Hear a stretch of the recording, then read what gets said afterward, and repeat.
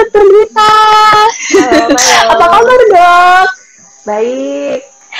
Kamu Aduh, dokter gimana? cantik banget malam hari ini. Oh ya. Ya, ini kabar baik. Kita ya seperti itulah, Dok. Dokter umum lain BPJS. Kita lebih banyak telemedicine. Kalau dokter gimana, Dok? Dokter di mana aja sekarang prakteknya? Sekarang sih ada di Sanglah untuk pagi sampai sore. Kemudian ada di Prima sama di Family Mm-mm. Husada, Gianyar. Oh, oke. Oh, Yang pertama di di Sanglah, RSUP Sanglah. di Sang. Wow, jadi kalau misalnya teman-teman mau ke rumah sakit Sanglah, mungkin nanti akan ketemu sama dokter Bisa. Dwita yang satu ini. Tapi mudah-mudahan jangan sih, Dok, ya. Jangan ketemu dalam kondisi Ketemunya sakit. deg-degan. Kalau bisa konsultasi dalam kondisi sehat aja. Jadi dokter Dwita ini udah menyediakan waktunya malam hari ini untuk sharing sama kita tentang nyeri kepala. Nah, ini banyak banget nih dialami sama baik usia muda ataupun dewasa. Aku lanjut aja nih langsung dok, biar sama gitu. Gak apa-apa. Eh, Jadi sebenarnya nyeri kepala itu penyebabnya apa aja sih? Apakah bisa diklasifikasikan supaya kita nggak bingung karena banyak banget jenisnya? Oke, ya deh. Jadi, halo semua yang udah join. Dokter Fani, suara saya jelas ya? Jelas, jelas. Oke. Halo semua, kepada yang udah mau sempetin join malam ini. Jadi langsung ke topik ya. Jadi nyeri kepala itu memang benar kata Dokter Fani banyak banget jenisnya. Apakah dia ada yang istilahnya ringan, sedang, berat, kemudian ada juga yang kalau kita bilang dari segi neuro sih kita bagi dua, menjadi primer atau sekunder secara garis besar. Oke, kalau kita bahas tentang nyeri ya, nyeri secara umum kan nyeri itu apa sih, Dok, gitu. Nyeri itu kan kalau kita deskripsikan itu semacam suatu perasaan gak nyaman gitu ya. Suatu sensasi yang tidak nyaman yang dialami oleh seseorang itu bisa berakibat oleh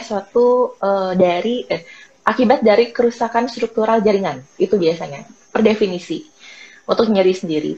Kemudian kapan sih kita bilang pasien itu nyeri kepala sesuai dengan topik kita malam ini? Nyeri kepala itu kalau dia lokasi nyerinya dari atas alis ini ya, Dokter Fania, atas alis dari orbitomyopathic line sampai ke occipital. Nah, itu biasanya kita sebut dengan nyeri kepala. Di bawah alis ini biasanya kita sebut dengan nyeri wajah. Seperti itu. Kurang lebih kalau deskripsi nyeri kepala secara umum. Kemudian seperti tadi kita bagi sih biasanya menjadi nyeri kepala primer dan nyeri kepala sekunder. Mau Kemudian dilanjutkan mungkin?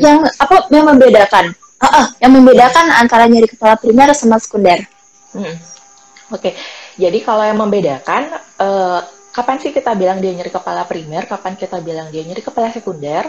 Primer dalam artian tidak ada lesi struktural. Kalau dalam bahasa awam itu tidak ada gangguan struktural, baik itu dari otak maupun dari pembuluh darah. Jadi dia murni primer. Primer yang dalam artian tidak ada suatu kelainan yang bisa kita temukan. Primer. Kalau dia sekunder, itu ada suatu lesi struktural. Bisa itu di otak, bisa itu di pembuluh darah, atau di struktur sekitar kepala. Itu sekunder. Berarti yang lebih parah itu adalah yang sekunder berarti ya, Dok, ya? Ya, benar. Yang perlu kita warning, yang perlu kita perhatikan dengan serius adalah yang tipe sekunder. Bagaimana kita tahu kalau itu adalah nyeri kepala sekunder? Apakah kelihatan dari gejala awal? Atau kita harus periksa dulu macam-macam? Apa setiap pusing itu kita harus ke rumah sakit?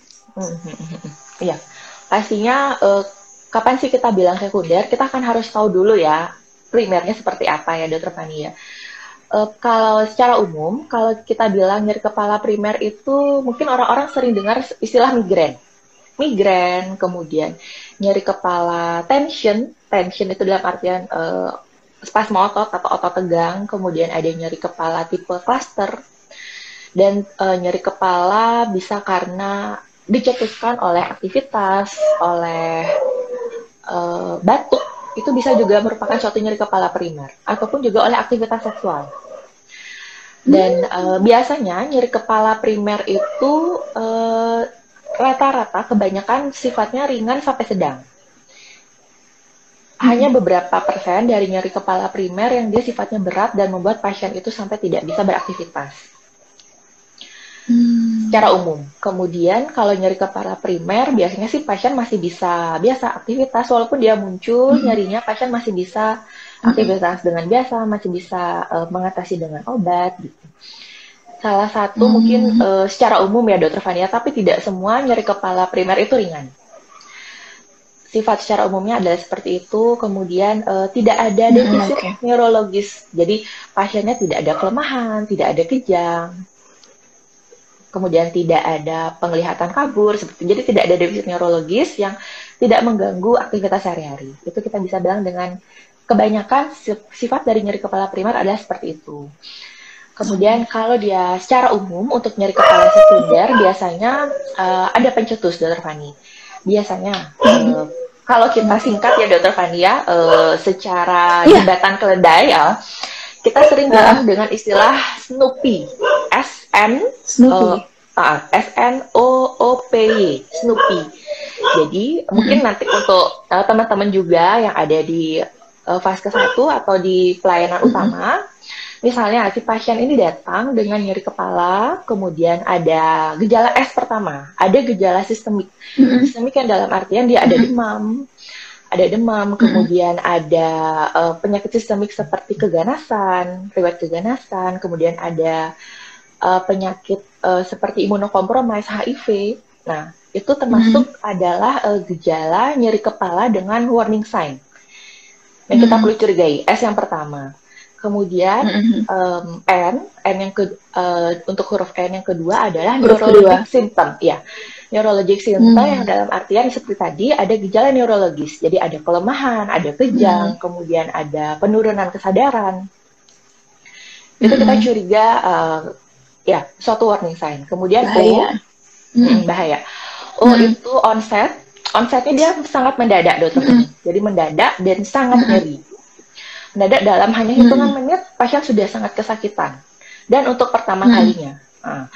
Kemudian dari usia juga kita bisa lihat apabila dia pertama kali nyeri kepala itu di atas usia 50 tahun. Kemudian untuk berapa dokter? 50 tahun Dokter Fani. 50. Di bawah 50 tahun? Di atas 50 tahun. Oh, di atas 50 tahun. Di atas 50 tahun. Itu lebih warning sign. Kemudian untuk P, jadi kita lihat progresivitas nyerinya. Apabila dia nyeri saat ini nyeri yang lebih hebat atau semakin hebat atau nyeri yang paling hebat, itu juga merupakan warning sign. Kemudian P lain juga apabila dia dipengaruhi oleh postural dan juga aktivitas seperti mengedan, seperti itu Terfani. Ya, yang terakhir adalah usia. Jadi usia yang muda. Usia sangat muda pun juga kita pakai sebagai warning sign. Jadi misalnya dia di bawah 2 tahun. Jadi untuk anak-anak bayi yang sewajarnya dia belum nyeri kepala, apabila sudah mengalami nyeri kepala kita perlu perhatikan dengan serius. Jadi ini untuk ibu-ibu, untuk siapapun. Jadi kita harus tahu yang mana yang warning sign, mana yang bahaya ya dok ya. Warning itu yang harus memberikan tanda bahaya, yang mana kita harus ke dokter. Kalau berarti untuk usia-usia dari 2 tahun kemudian sampai 50 tahun, kalau dia ringan dan sedang, biasanya itu enggak ada masalah serius ya dok ya. Kalau seperti ini, apakah dari sini aja cukup kita tahu bahwa semua yang sakit kepala yang udah disebutkan Snoopy itu berarti harus ke dokter ya dok ya? Iya, kalau memang ada gejalanya dari Snoopy itu, saran saya memang lebih baik segera ke dokter. Ada pemeriksaan khususkah mungkin yang diperlukan nanti sebagai gambaran, apakah nanti akan dicek lab atau dicek pemeriksaan pencitraan seperti itu? Iya, Dokter Fani. Jadi mungkin secara umum apabila kita sudah sampai di dokter spesialis, biasanya untuk pertama kita akan lakukan pemeriksaan biasa, anamnesis dan pemeriksaan fisik ya Dokter Fani ya. Jadi kita gali dari pemeriksaan neurologis terutama apakah ada defisit-defisit lain yang pasiennya ternyata tidak sadari seperti itu. Kemudian untuk pemeriksaan lanjutan biasanya memang kalau memang mengarah ke suatu nyeri kepala sekunder, kita perlu pemeriksaan lab, imaging juga.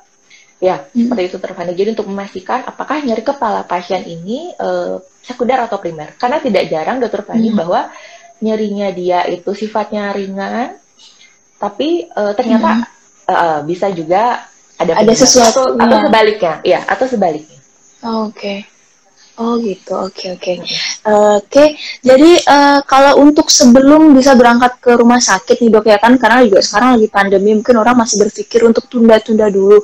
Apakah ada penanganan pertama mungkin yang bisa dilakukan apabila sedang mengalami warning sign tanda bahaya ini? Boleh nggak minum obat dulu, ditahan-tahan seperti itu, padahal udah jelas-jelas ada warning sign? Oke, Dr. Fani. Jadi kalau memang ada warning sign yang tadi, kita sarankan memang sesegera mungkin untuk segera ke fasilitas kesehatan terdekat ya, Dr. Fani. Kalau memang ada sedia obat di rumah bisa dikonsumsi dulu. Mungkin yang sering tersedia di rumah itu semacam paracetamol ya, obat-obatan yang dijual di pasar bebas, paracetamol, asam mefenamat, seperti itu bisa diminum dulu sebelum kita berangkat ke fasilitas kesehatan. Dan ya sesegera mungkin segera berangkat ke rumah sakit terdekat. Oke, jadi jangan tunda ya dok ya kalau udah memang ada tanda bahaya seperti yang tadi dokter sebutkan. Nah dok, ini kita lanjut langsung aja mulai bertanya. Yang pertama dari ide bagus Aditya Nugraha. Selamat malam Bu Dokter, matur suksema. Tunggu sebentar nih. Ini hilang. Gimana kan dia? Ini seperti saya ini, Dokter ide bagus ini. Oh, Korti masih pada saat zaman dulu ya dok ya. Izin Tia mau tanya untuk Oke. Jadi pertanyaannya untuk penanganan dengan pemberian obat pereda nyeri, terkadang jika udah nyeri langsung beli obat seperti paracetamol. Menurut Bu Dokter gimana nih? Oke, ini Dokter ide bagus ya, Dokter Aditya ya. Ya. Jadi memang benar dokter itu tepat. Jadi apabila kita merasa nyeri, langkah pertama kita bisa mengkonsumsi obat pereda nyeri yang paling ringan atau yang dijual di pasar bebas ya.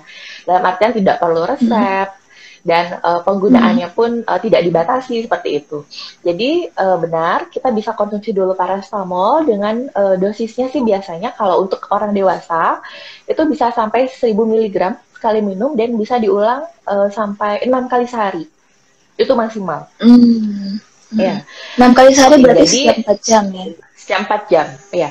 Kemudian apabila nyerinya itu berkelanjutan, Dokter Fani, misalnya sampai setiap hari dan mengharuskan si pasien ini minumnya hampir setiap hari, kemudian sekian bulan, nah itu juga suatu warning sign. Karena takutnya apabila penggunaan obat-obatan pereda nyeri, walaupun dia golongan yang ringan, tapi dipergunakan secara berlebihan, takutnya malah akan memicu nyeri. Jadi ada juga tipe nyeri kepala yang dicetuskan oleh penggunaan obat-obat pereda nyeri yang berlebihan. Jadi memang kalau memang pasien ada dalam kondisi seperti itu, baiknya konsultasi dulu dengan dokter agar tidak jatuh ke kondisi yang malah semakin nyeri seperti itu.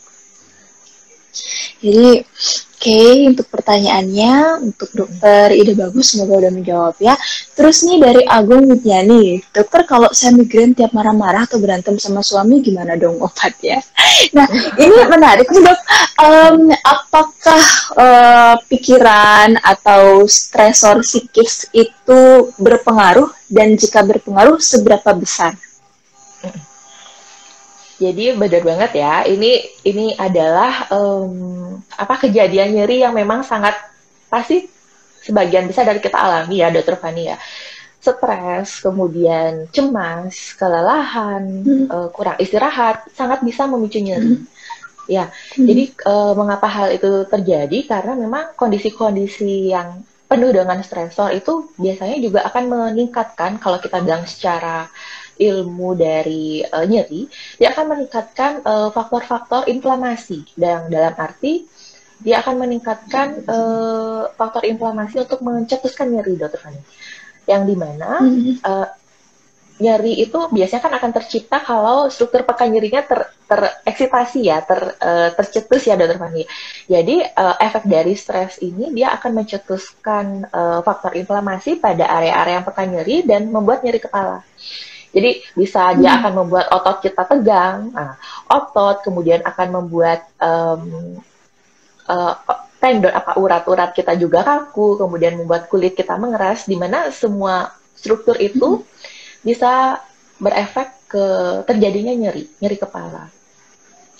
Oke, jadi berarti untuk faktor pencetusnya juga harus dikendalikan ya dokter ya. Sebelum kita minum obat, akar masalahnya itu juga harus kita carikan solusinya. Ya, benar. Dokter, kalau ada pertanyaan ini offline pertanyaannya dari seorang bapak-bapak usianya 40 tahun. Jika mengalami nyeri kepala yang cukup sering di bagian belakang dan rasanya kepala seperti kesemutan. Nah, itu kira-kira mengarahnya kemana ya dok ya? Oke, jadi untuk pada pasien ini dia misalnya mengeluh nyeri kepala di bagian belakang ya Dokter Fani ya. Kemungkinan dia di area belakang kepala sampai ke leher. Dan itu memang area yang sering sekali terjadi suatu kekakuan otot, terutama yang dicetuskan oleh aktivitas kita sehari-hari. Misalnya seperti sering menunduk, yang simple aja, menunduk, misalnya melihat HP, kemudian kebanyakan menulis, mengetik, kemudian duduk mengendarai mobil atau motor, duduk di depan komputer, itu adalah postur-postur tubuh yang bisa mencetuskan kekakuan otot, terutama di area leher. Nah, kenapa terjadi keluhan demikian pada pasien? Jadi dari otot yang kaku ini sih biasanya dia akan semacam mengiritasi saraf-saraf sekitar, ya, mengiritasi saraf-saraf sekitar yang ujung-ujungnya akan membuat terasa seperti kesemutan, baik itu terasa sampai ke jari-jari tangan, ataupun sampai ke kepala, seperti itu. Jadi memang bisa dari sana. Memang bisa ya. Oke. Kemudian dokter, ini ada pertanyaan juga dari ada seorang ibu. Nah, saya sering mengalami nyeri bagian kepala karena apa? Saya sering mengalami nyeri di bagian kepala disertai sampai kesemutan ke tangan. Nah, kira-kira ini ada hubungannya seperti yang tadi, dokter ya? Iya, benar Dokter Fani. Jadi memang untuk kalau kita ngomongin persarafan ya, untuk sampai persarafan ke tangan, ke ujung-ujung jari tangan kita itu juga ada sumbernya dari leher. Jadi kalau memang terjadi seperti tadi, ada yang kekakuan otot-otot di area leher, itu juga bisa berefek sampai terjadinya keluhan kesemutan atau tebal sampai di ujung-ujung jari tangan. Jadi mungkin Ibu perlu mengamati apa sih kira-kira aktivitas saya yang membuat otot leher saya kaku. Mungkin sering mencuci, sering memasak, seperti itu bisa juga. Dan kurang relaksasi ya dok ya mungkin. Ya benar teman. Kurang relaksasi, mungkin olahraganya agak jarang, itu bisa juga mencetuskan. Ini dok, lanjut lagi, ada ibu-ibu usianya 42 tahun. Dulu saya pernah didiagnosis saraf kejepit dokter di bagian leher. Tetapi saya sudah lama untuk berhenti pengobatan. Nah, kira-kira itu apakah bisa kambuh lagi atau tidak dok? Ya, saraf kejepit kan sering nyeri juga ya dok ya di sini. Iya, benar Dokter Fani. Jadi memang kalau istilah saraf kejepit, seperti yang sering beredar di masyarakat, biasanya kalau kita lakukan pemeriksaan Dokter Fani, itu akan ada semacam, kalau kita bilang namanya HNP ya, HNP atau herniasi nukleus pulposus, yang dalam arti memang saraf di leher pada pasien ini sudah terhimpit oleh sumsum tulang. Jadi dari tulang belakang kita, celah antar tulang itu ada bantalan tulang. Nah, bantalan tulangnya ini yang sedikit keluar dan menjepit saraf yang lewat di sekitarnya. Nah, ini sering dikatakan sebagai saraf terjepit di masyarakat. Karena memang sudah terbukti, misalnya pada ibu ini sudah terbukti adanya suatu penjepitan dari gambaran MRI yang memang hanya terlihat dari MRI. Biasanya kan karena barangnya sudah ada, Dokter Fani ya, jadi akan ada kemungkinan bahwa si pasien ini bisa kambuh kembali nyerinya. Misalnya sekarang dia sudah terkontrol, akan tetapi sudah terkontrol dengan aktivitas, dengan obat-obatan, dengan fisioterapi. Akan tetapi bila kemudian hari dia melakukan aktivitas yang cukup berat, yang bisa mencetuskan kembali ototnya, misalnya kaku, dan membuat kembali saraf yang tadi sudah terjepit itu kembali terangsang untuk nyeri, bisa kembali nyeri. Oh gitu. Jadi untuk menghindarinya harus menghindari kondisi yang bikin dia menjadi kaku lagi ya dokter ya. Iya, benar. Terus ini saya mau nanya nih, ini sekarang terkait tentang COVID. Jadi kemarin sempat saya baca bahwa nyeri kepala itu juga bisa pertanda dari penyakit COVID. Nah, itu bisa dijelasin nggak dok seperti apa? Jadi memang benar Dokter Fani, karena kita sekarang lagi di masa pandemi ya, sudah banyak jadi penelitian ataupun pengalaman dari negara-negara lain yang mengobservasi apa saja sih gejala pasien dengan COVID. Jadi dia beberapa negara itu ada merilis gejala-gejala tiap organ, dari otak, kemudian dari ginjal, dari jantung, dan memang nyeri kepala salah satunya. Tetapi tidak perlu parno. Misalnya kita begitu nyeri kepala di masa pandemi ini langsung saya COVID nih ya. Jadi nggak usah langsung langsung berpikiran ke sana. Biasanya sih kalau pasien dengan COVID, kapan sih dia akan nyeri kepala? Dia akan mengalami dulu gejala umum. Jadi dia memang akan ada demam dulu, kemudian ada gejala gangguan pernafasan seperti batuk, sesak, dan di mana dari gejala infeksi sistemik ini yang bisa memicu nyeri kepala. Jadi jarang sekali pasien itu hanya nyeri kepala saja dan dia ternyata COVID. Mungkin konkomitan, jadi mungkin secara tidak sengaja dia COVID bisa ya, tapi COVID menyebabkan nyeri kepala saja itu jarang. Jadi pasti akan ada gejala-gejala lain yang biasanya mengarahkan ke sana. Oke dokter, ya makasih banget nih untuk penjelasannya. Cuman sayang karena kita terbatas waktu. Oke, mungkin dokter ada yang mau disampaikan sebagai closing statement tentang nyeri kepala ini supaya besok-besok orang nggak parno tentang aduh jangan-jangan nanti saya meningitis atau jangan-jangan saya apa yang harus dilakukan? Iya, benar Dokter Fani. Karena saya juga sering mendapatkan konsultasi dokter. Jadi pasien ini mengeluh nyeri kepala di belakang, di leher belakang, dan ya dia searching Google. Jadi begitu dia ketik nyeri kepala, leher, langsung keluar meningitis seperti itu. Itu sering sekali. Jadi apa sih yang kita bisa lakukan? Misalnya kita sebagai masyarakat umum, misalnya kita nyeri, kita observasi nyeri kita. Nyeri kita sifatnya bagaimana? Apakah intensitasnya ringan, sedang, dan berat?